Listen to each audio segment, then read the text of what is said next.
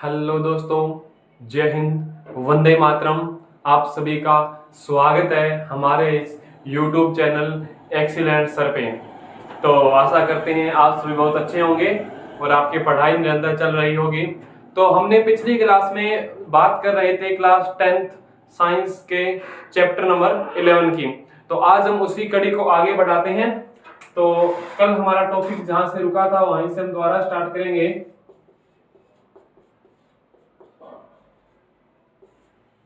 देखिए, हम chapter number 11 पढ़ रहे थे हमारा, और लेसन का नाम था विद्युत। हमने विद्युत धारा का सूत्र देख लिया था। विद्युत धारा का जो I बराबर हमने देखा था Q बटा में T। इसके बाद में हमने विभवांतर पढ़ा था, और विभवांतर का जो सूत्र हमने देखा था वो देखा था V बराबर W बटा में Q। और इसके बाद में हमने जो इस लेसन का सबसे जो मोस्ट टॉपिक है, हमने ओम का नियम पढ़ा था। ओम के नियम के तहत हमने देखा था V समानुपाती I, और इसको हम V बराबर करेंगे तो IR। ये जो R था वो क्या था, सिद्धांत था, और इस R को हमने आगे प्रतिरोध भी कहा था। तो हमने प्रतिरोध के बारे में पढ़ा था। और जो आज का हम टॉपिक पढ़ने वाले हैं वो हमारा नया टॉपिक है। और नया टॉपिक जैसे कि हमने कल बात करी थी कि हम न्यू वीडियो में नया टॉपिक पढ़ेंगे, तो टॉपिक था प्रतिरोध की निर्भरता।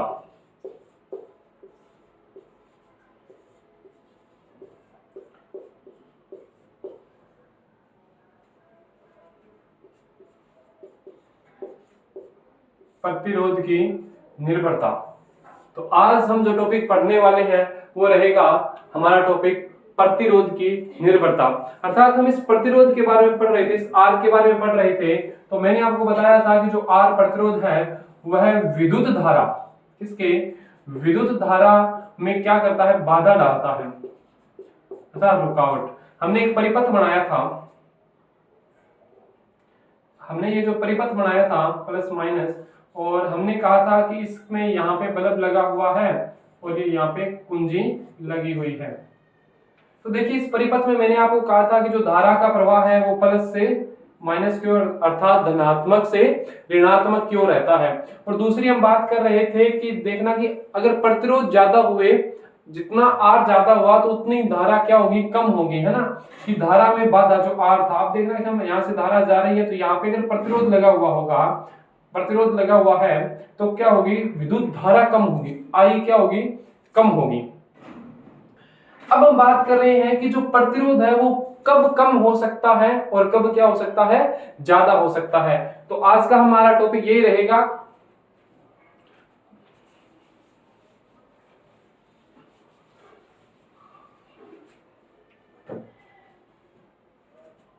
अब हमारा टॉपिक जो है वो है प्रतिरोध की निर्भरता। तो सबसे पहले जो हमारी निर्भरता है, जो प्रतिरोध है, जो R है, वो क्या रहती है, लंबाई पे निर्भर करता है। R है जो किस पे निर्भर करता है, लंबाई पे। तो ये R समानुपाती L, R समानुपाती L पहला पॉइंट है हमारा, R समानुपाती L। अर्थात R हमारा क्या है, प्रतिरोध है, और L यहाँ पे क्या है, लंबाई है। अगर यहाँ पे मैं लिखना चाहूं तो क्या लिखूंगा, प्रतिरोध किसी चालक तार के समानुपाती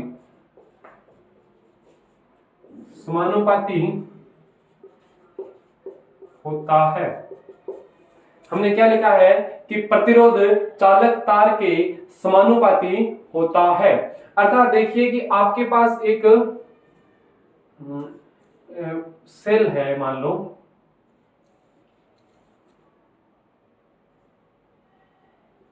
प्लस और माइनस। आपने एक सिरा यहां से जोड़ रखा है और दूसरा यहां से जोड़ रखा है, और यहाँ पे आपने क्या लगा रखा है, बल्ब लगा रखा है। अब ये बल्ब क्या होगा, बल्ब जलेगा। क्या होगा, बल्ब जलेगा। ये लो, ये बल्ब क्या हो रहा है, जल रहा है। अब मैंने क्या किया, मैंने इस तार की लंबाई को बढ़ा दिया, है ना। चालक तार के लंबाई के आप ऐसे भी लिख सकते हो, चालक तार की लंबाई के समानुपाती होता है, या चालक तार के समानुपाती होता है। तो ये देखिए L का मतलब हमारा लंबाई से है। अब ये जो तार है ना, ये तार मैं सीधा इस हिस्से से, इस टर्मिनल से न जोड़ के क्या कर रहा हूं, मैं इसको ऐसे लंबा कर रहा हूं, ऐसे नागिन डांस करवा रहा हूं इसको, ये लो, फिर मैं यहां जोड़ दिया।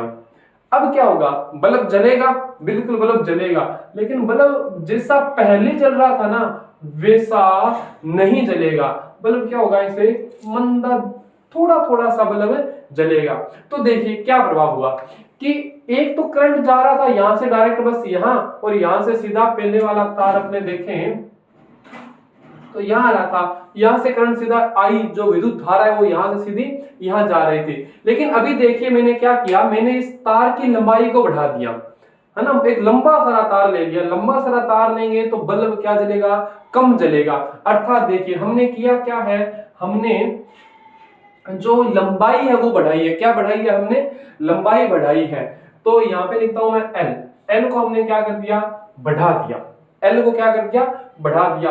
अब एल बढ़ेगा तो ये देखिए क्या है कि आर समानुपाती एल, तो ये आर भी क्या होगा, बढ़ेगा। समानुपाती का मतलब भी मैंने आपको कल समझाया था कि एक चीज बढ़ रही है तो दूसरी चीज भी इसके साथ में बढ़ेगी। आर बढ़ रहा है तो एल भी बढ़ेगा, एल बढ़ रहा है तो आर भी बढ़ेगा। अब देखिए लंबाई हमने बढ़ाई तो क्या बढ़ा, आर, प्रतिरोध बढ़ा। अब लंबाई बढ़ी, आर बढ़ा, लेकिन यहाँ पे जो विद्युत धारा है जो आई है वो क्या हो गई, कम। क्या हो गई, वो कम, क्योंकि बल्ब अब क्या जलने लग गया, कम जलने लग गया। तो आप पहला पॉइंट नोट कीजिए कि जो प्रतिरोध है वो किसी चालक तार की लंबाई के क्या होता है, समानुपाती होता है। ठीक है, आपने नोट कर लिया होगा। अब मैं कर रहा हूं दूसरा टॉपिक। यहाँ पे हमारा इसका जो दूसरा पॉइंट है वो मैं ले रहा हूं, तो वो हमारा क्या रहेगा, आर व्युत्क्रमानुपाती 1/a, अर्थात ये इसका क्षेत्रफल रहेगा। क्या रहेगा, क्षेत्रफल। अगर मैं इसको लिखना चाहूं तो मैं क्या लिखूंगा कि प्रतिरोध अनुप्रस्थ काट के क्षेत्रफल के व्युत्क्रमानुपाती होता है। आप लिख लीजिए, प्रतिरोध तार के अनुप्रस्थ काट के क्षेत्रफल के व्युत्क्रमानुपाती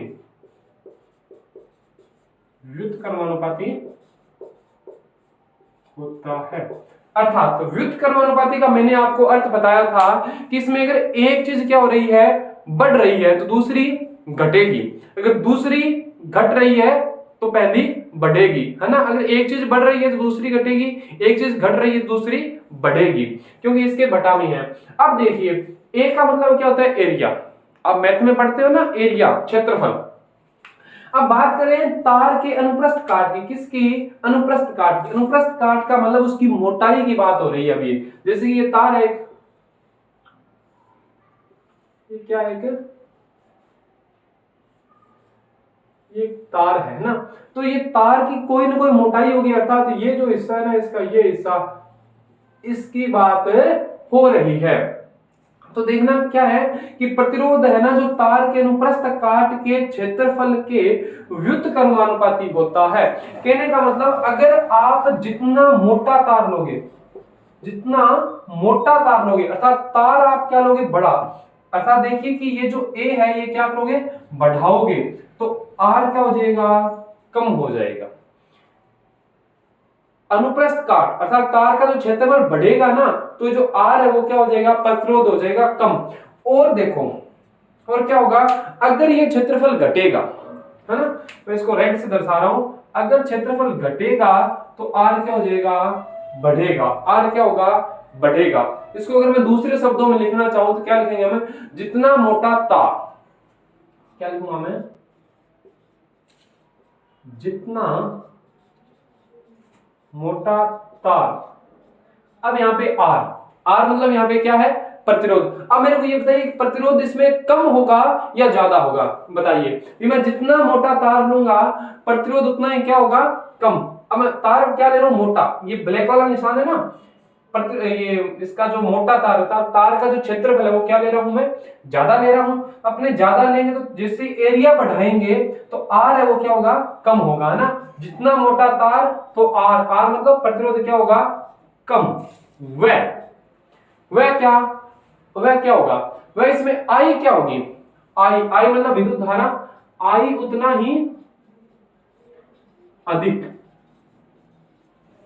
बात समझने की कोशिश कीजिए, क्या कीजिए, बात समझने की कोशिश कीजिए कि अपने, चलो अपने इसमें बात करते हैं कि ये अपने वायर लिया, ये पतला तार था, क्या था, पतला तार था, अर्थात इस एरिया का जो क्षेत्रफल है वो क्या है, इस तार का क्षेत्रफल कम है, पतला है। तो अगर ये कम है, लाल निशान नीचे है, तो ये क्या ऊपर, प्रतिरोध इसमें ज्यादा होगी। इसी तार को मैं इतना मोटा ले लूं, है ना, मतलब ये मोटा तार ले लिया मैंने, अगर मैंने मोटा तार ले लिया, तार का क्षेत्रफल बढ़ा दिया, तार का क्या बढ़ा दिया, क्षेत्रफल, तो क्या होगा, जैसे मैंने क्षेत्रफल इसको बढ़ाया तो प्रतिरोध भी क्या हो, प्रतिरोध क्या हो जाएगा, घट जाएगा, प्रतिरोध क्या हो जाएगा, घट जाएगा। ठीक है, तो आप ये बात लिख सकते हो, जितना मोटा तार, अर्थात जितना मोटा तार होगा उसमें प्रतिरोध क्या होंगे, कम होंगे, और प्रतिरोध कम होगा। अब प्रतिरोध यहाँ पे क्या थी, धारा में रुकावट था, और तार में रुकावट कम होगी तो क्या, धारा ऑटोमेटिक क्या होगी, ज्यादा जाएगी, तो आई कितनी होगी, उतनी ही अधिक होगी। आपने देखा होगा कि देखिए आपके घरों में जो वायर होते हैं वो पतले पतले वायर है, नॉर्मल से पतले पतले वायर होते हैं ना, कि आपके, हमारे पास यहाँ पे है भी, ये देखिए मैं आपको एक वायर दिखाता हूँ, ये देखिए आपके जो घरों में यूज होने वाले तार है वो ये तार होते हैं ना, ये पतला तार है, ये पतला तार है। लेकिन देखिए कि जो विद्युत पोल पे यूज होते हैं, जो विद्युत पोल पे वो मोटे तार होते हैं, क्यों लगाए जाते हैं इतने मोटे, उनका क्षेत्रफल बढ़ा दिया जाता है, उन तारों का क्या बढ़ा दिया जाता है, क्षेत्रफल, और जब क्षेत्रफल बढ़ जाएगा तो उनमें प्रतिरोध क्या होगा, कम, प्रतिरोध कम होगा तो उनमें विद्युत धारा क्या बहेगी, तेजी से बहेगी, है ना, कि मोटा तार होगा तो प्रतिरोध क्या हो जाएंगे, कम हो जाएंगे, और प्रतिरोध कम हो जाएंगे तो उनमें विद्युत धारा आई है वो तेज बहेगी, अधिक बहेगी। ठीक है, और घरों में अगर हम तेज धारा बहने लगे तो बिल बहुत आएगा भाई, इसलिए घरों में पतले तार यूज किए जाते हैं ताकि उनमें प्रतिरोध थोड़ा सा क्या हो जाए, ज्यादा हो जाए, तो धारा थोड़ी सी कम लगे। तो आप इस चीज को नोट डाउन कीजिए।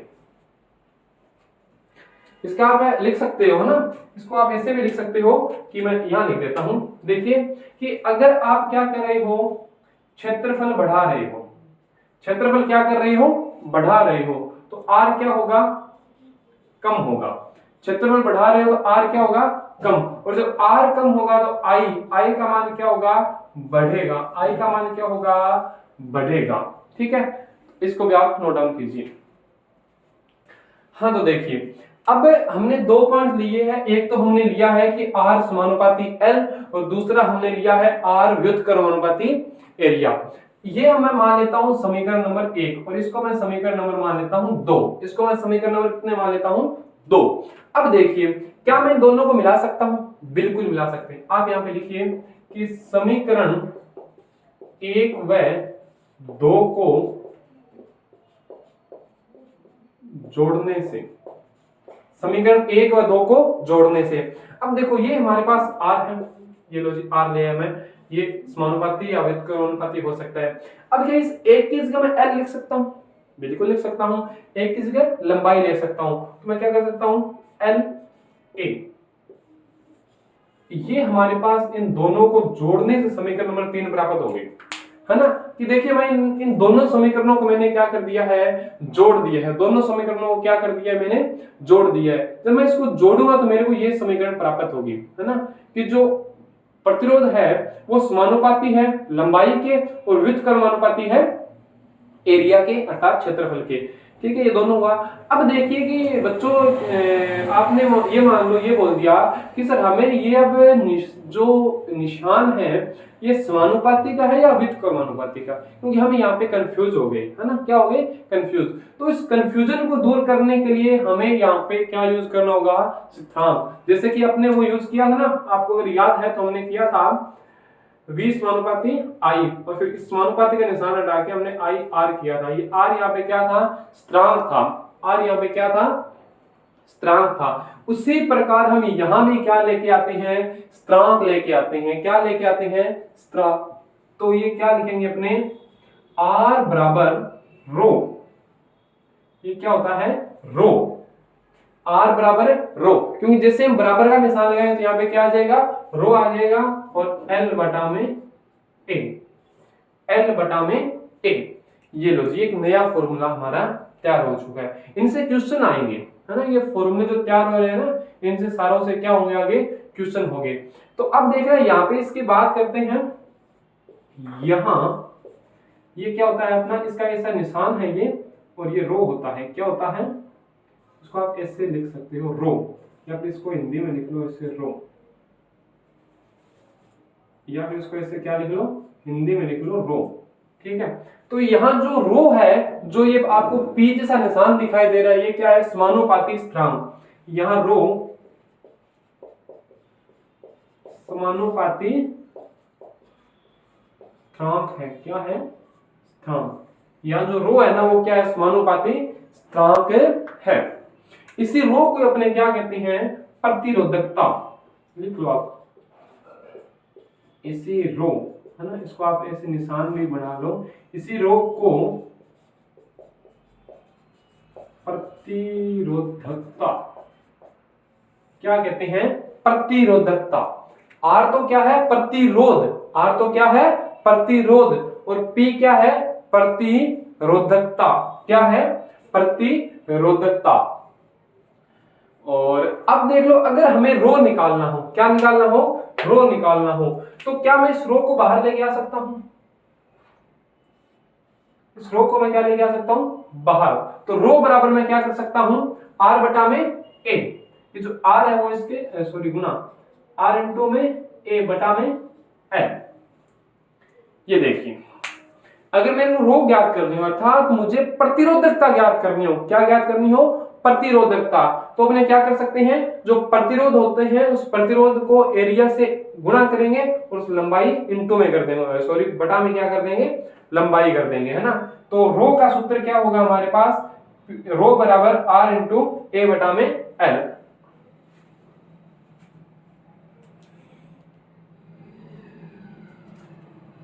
तो आपने ये सूत्र लिख लिया होगा। अब हमें एक नोट डालना है, और वो नोट है, आप लिखिए मेरे साथ। हम इस रो की एसआई मात्रक दर्शाते हैं, जिस प्रकार हम आर का एसआई मात्रक दर्शाया था ना। आर का एसआई मात्रक, प्रतिरोध का एसआई मात्रक क्या होता है, कोई बताएगा मेरे को, कमेंट बॉक्स में बताइए आप, बाकी मैं लिख देता हूं ना, एक बार दोबारा लिख देते हैं। जो आर है, अर्थात जो प्रतिरोध है, प्रतिरोध का एसआई मात्रक क्या है, ओम, ओम था।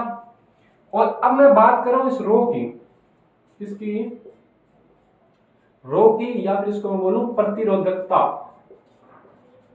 प्रतिरोधकता। इसका जो एसआई मात्रक है, इसका जो एसआई मात्रक है वो क्या है, ओम मीटर, क्या है, ओम मीटर। क्योंकि देखिए इसको बनाने पड़ते हैं प्रतिरोध। देखिए अब यहाँ पे R इंटू में A है, तो R का प्रतिरोध तो क्या है, ओम है, और A एरिया का मात्रक क्या होता है, आप एरिया क्षेत्रफल किस में याद करते हो, मीटर में, है ना, R मीटर में याद करते हो ना। तो यहाँ पे क्या लग जाएगा, R मीटर, रो में ये ओम मीटर, इसका मात्रक क्या होगा, ओम मीटर होगा।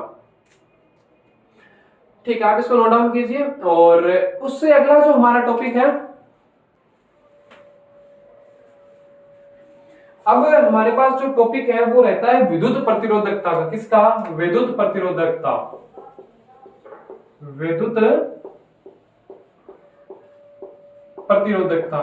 तो देखिए कि हमारे पास ये 3 भागों में बांटा हुआ है हमारी बुक के अंदर। तो उसमें सबसे पहले हमें क्या दिए हुए हैं, चालक दिए हुए हैं, जो भी चालक वस्तुएं होती है ना, इसमें विद्युत का चालक हो, जो बढ़िया से सुचालक होते हैं।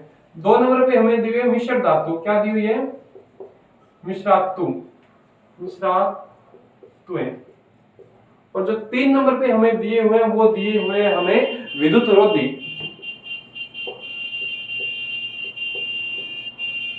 विद्युत रोधी। अब देखना कि हमें ये तीनों दिए हुए हैं, इनका मतलब क्या है कि भाई जो प्रतिरोधकता है वो किसमें कितनी होती है, जो चालक होते हैं उसमें प्रतिरोधकता कितनी है, जो मिश्र धातुएं हैं, अर्थात जो मिश्र धातु में धातु है, धातु का जो मिश्रण होता है उनसे जो बनी हुई धातुएं हैं उनकी प्रतिरोधकता कितनी होती है, और जो विद्युत रोधी जैसे कि कांच है, लकड़ी है, रबड़ है, इनकी प्रतिरोधकता कितनी होती है। तो ये देखिए कि आपको मैं एक स्क्रीन पे दिखा रहा हूं, आप सभी नोट डाउन कर लीजिए। ये आपके सामने स्क्रीन पे देखिए सबसे ऊपर हमें दिया हुआ है ना चालक, और उसके बाद में मिश्र धातुएं और फिर विद्युत रोधी। तो आप तीनों को नोट डाउन कीजिए।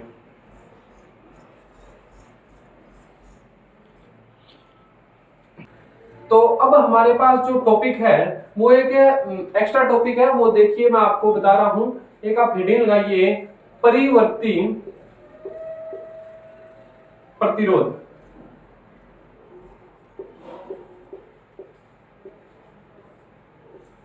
परिवर्ती प्रतिरोध, इसकी आप सबसे पहले परिभाषा लिख लीजिए। सबसे पहले इसकी क्या लिख लीजिए, परिभाषा।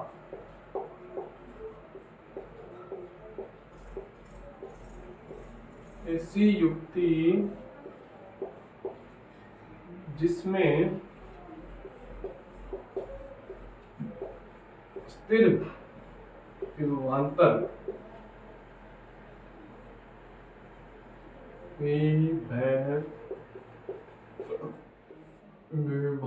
पर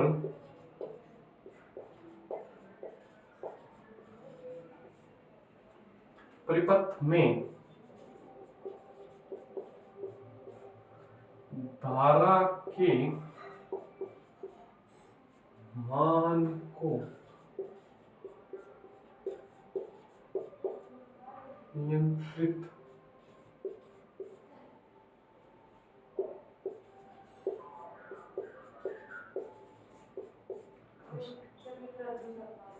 कर सकते हैं। तो देखिए कि अब क्या है कि हमें एक ऐसी युक्ति जिसमें स्थिर विभवांतर पर परिपथ में धारा के मान को नियंत्रित कर सकते हैं।